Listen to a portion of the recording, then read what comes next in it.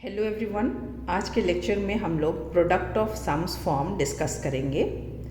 किसी भी logical function को दो फॉर्म में एक्सप्रेस किया जा सकता है। पहला फॉर्म है सम ऑफ प्रोडक्ट्स फॉर्म, जिसको शॉर्ट में SOP भी लिखा जाता है। Sum of products form previous lecture में डिस्कस किया जा चुका है। आज के लेक्चर में हम लोग सेकेंड फॉर्म डिस्कस करेंगे, जो है प्रोडक्ट ऑफ सम्स या POS। Product of sums form को डिस्कस करने के लिए हम लोग एक एग्जाम्पल ले रहे हैं। जैसा कि हम लोग देख रहे हैं, एग्जाम्पल 1 में एक लॉजिकल फंक्शन दिया हुआ है जो 4 वेरिएबल का फंक्शन है। ये जो फंक्शन है ये 4 वेरिएबल का फंक्शन है। A, B, C और D का फंक्शन है ये, और इसका वैल्यू दिया हुआ है A complement plus BC complement into B complement plus CD।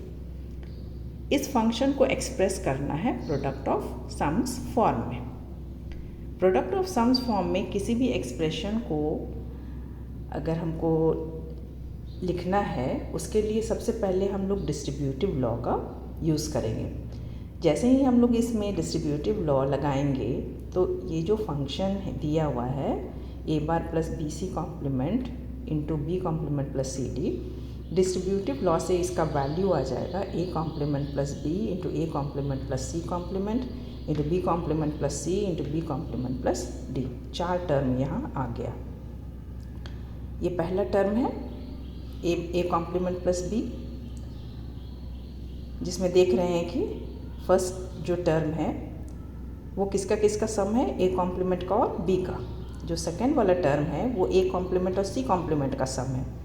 Third term जो है वो B कॉम्प्लीमेंट और C का सम है, और जो फोर्थ टर्म है वो B कॉम्प्लीमेंट और D का सम है। तो इस तरह से देख रहे हैं कि ये जो इंडिविजुअल जो टर्म है ये क्या है, वेरिएबल का सम है। हर एक जो इंडिविजुअल टर्म है वो वेरिएबल्स का सम है, और फिर हर एक टर्म का हम लोग प्रोडक्ट ले रहे हैं। ये सब प्रोडक्ट्स है। ये सम है, ये इंडिविजुअल टर्म ये सम है, ये भी सम है, ये भी सम है, ये भी सम है, और हर एक का प्रोडक्ट ले रहे हैं। इसलिए ये जो इक्वेशन आया है हमको, या ये जो एक्सप्रेशन आया है हमको, इसको हम लोग कहते हैं प्रोडक्ट ऑफ सम्स, क्योंकि इंडिविजुअल टर्म सम है और सबका हम लोग प्रोडक्ट ले रहे हैं। इसलिए इसको क्या कहा जाता है, प्रोडक्ट ऑफ सम्स फॉर्म, जिसको शॉर्ट में लिखा जाता है POS। इसलिए किसी भी लॉजिकल एक्सप्रेशन को हम लोग प्रोडक्ट ऑफ सम्स फॉर्म में या फिर सम ऑफ प्रोडक्ट्स फॉर्म में एक्सप्रेस कर सकते हैं। जब भी हम लोग किसी भी लॉजिकल एक्सप्रेशन को प्रोडक्ट ऑफ सम्स फॉर्म में लिखेंगे, उस समय जो हर एक जो इंडिविजुअल टर्म होगा उसमें सम ऑफ वेरिएबल्स होगा, और जो वेरिएबल्स का जो सम होगा उसमें जो वेरिएबल्स होगा या तो उसका कॉम्प्लीमेंट भी रह सकता है या फिर बिना कॉम्प्लीमेंट के वेरिएबल का वैल्यू रहेगा, और हर एक का हम लोग प्रोडक्ट लेते हैं। इसलिए इस फॉर्म को कहा जाता है प्रोडक्ट ऑफ सम्स फॉर्म। और एक और यहाँ जो रूल है वो है कि अगर कोई भी टर्म 2 बार रिपीट हो रहा है, अगर सेम टर्म 2 बार रिपीट होता है, उस केस में हम लोग को सिर्फ एक ही टर्म को लेना है और बाकी को एलिमिनेट कर देना है, क्योंकि बूलियन अलजेब्रा से हम लोग जानते हैं कि अगर कि A और A डॉट A का वैल्यू A होता है।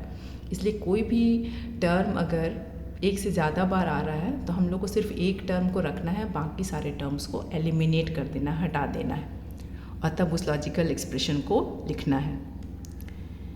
इस एक्सप्रेशन से, मतलब जो प्रोडक्ट ऑफ सम्स वाला एक्सप्रेशन हम लोग को मिला है इक्वेशन 1 में, हम लोग देख रहे हैं यहाँ पर जो हमारे पास जो इंडिविजुअल टर्म्स आया है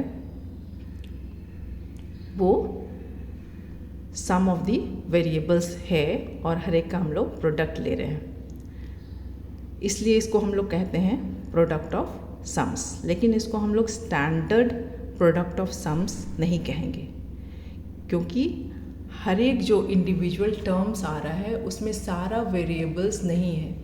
जैसे ये वाला जो टर्म आया है, ये पहला वाला जो टर्म आया है, इसमें वेरिएबल्स C और D नहीं प्रेजेंट है। ये वाला जो टर्म आया है इसमें वेरिएबल B और D नहीं प्रेजेंट है। इस टर्म में वेरिएबल ए और डी नहीं प्रेजेंट है, और ये जो लास्ट वाला टर्म है इसमें वेरिएबल ए और सी नहीं प्रेजेंट है। इसलिए ये जो फॉर्म आया है इसको हम लोग कहते हैं प्रोडक्ट ऑफ सम्स, लेकिन इसको हम लोग स्टैंडर्ड प्रोडक्ट ऑफ सम्स नहीं कहेंगे। स्टैंडर्ड प्रोडक्ट ऑफ सम्स होने के लिए हर एक जो इंडिविजुअल टर्म आया है उसमें उस फंक्शन में जितना वेरिएबल है वो सारा वेरिएबल्स होना चाहिए हर एक इंडिविजुअल टर्म में, तभी हम लोग उसको standard product of sums form कहेंगे। इसलिए अब इसके नेक्स्ट लेक्चर में हम लोग डिस्कस करेंगे किस तरह से हम लोग किसी भी लॉजिकल एक्सप्रेशन को standard product of sums form में एक्सप्रेस कर सकते हैं।